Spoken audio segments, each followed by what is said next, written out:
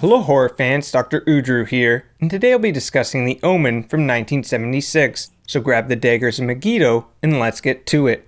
The Omen begins on a depressing note as diplomat Robert Thorne learns of his newborn son's death.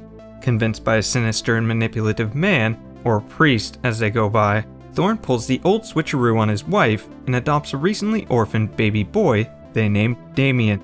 5 years later, Thorne is repeatedly confronted by Father Brennan over his son's mysterious origins. After a series of foreboding circumstances, including Father Brennan's death, Thorne travels to Rome, where he finds evidence that Damien is none other than the Antichrist.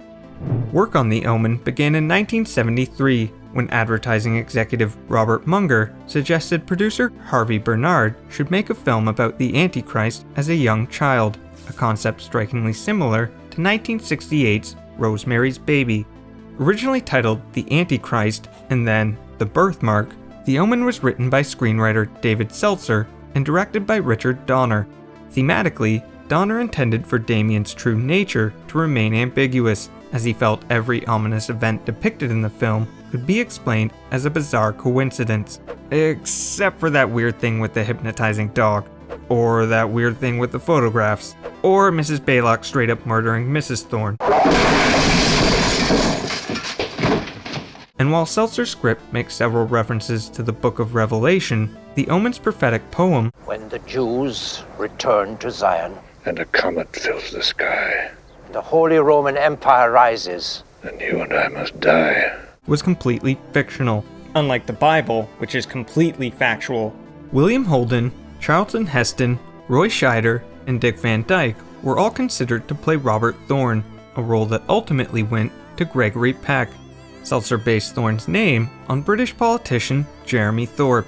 For the part of Damien, Bernard and Donner auditioned hundreds of boys from both Britain and America, eventually settling on Harvey Spencer Stevens after he hit Donner in the balls during his audition.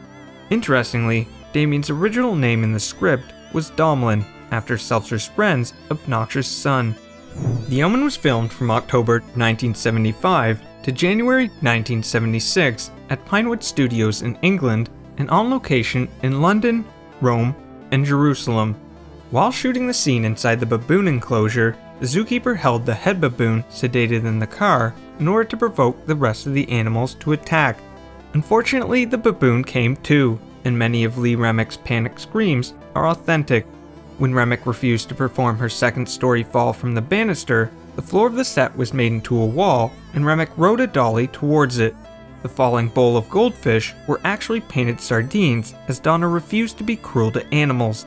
Meanwhile, the shot of Father Brennan's penetrating pole position was achieved using a suspended shaft that could extend on command.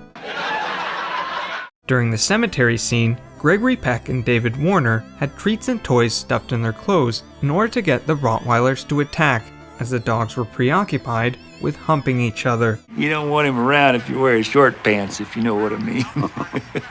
In fact, the dogs were so friendly, in order to get them to snarl, rubber bands had to be placed around their noses. But the most difficult shot in the film was of a gun firing in slow motion, as the bright lights needed to expose the high frame rate made the gun too hot to handle.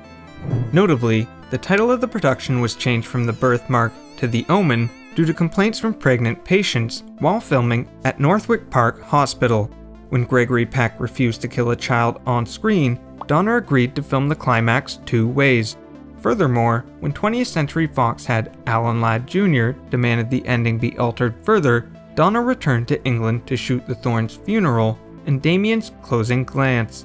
Released on June 6, 1976, The Omen was a box office smash, earning an Academy Award for Jerry Goldsmith's groundbreaking score and spawning 3 sequels and a remake.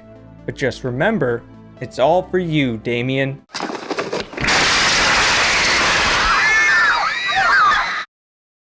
This video was requested by the extremely generous Dr. Udru superfan, Ken Sims, and brought to you by the following patrons on Patreon. If you're looking to support my channel, be sure to check out my Patreon page, and don't forget to subscribe and check out my other videos.